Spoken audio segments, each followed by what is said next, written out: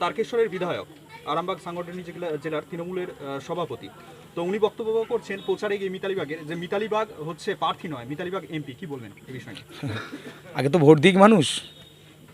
তৃণমূল ভেবে গেছে যে পঞ্চায়েতে যেরকম আমরা ছাপ্পা দিয়েছি, পঞ্চায়েতে যেরকম আমরা জালিয়াতি করেছি, মানুষকে ভোট কেন্দ্র পর্যন্ত ভোট দিতে দিইনি, এবারেও করব সে ঘুরে বালি।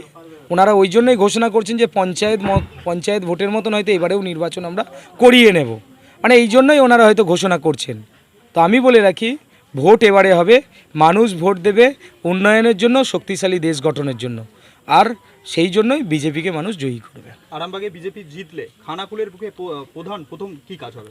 দেখুন, খানাকুলের বুকে প্রধান লক্ষ্য আমাদের যেটা আছে, সমস্ত নদীর ওপর কংক্রিটের সেতু বানানো, খানাকুলকে রেল মানচিত্রে জোড়া, খানাকুলের প্রত্যেকটি মানুষের সবথেকে যেটা সমস্যা পানীয় জল, সেই পানীয় জল সমস্যার সমাধান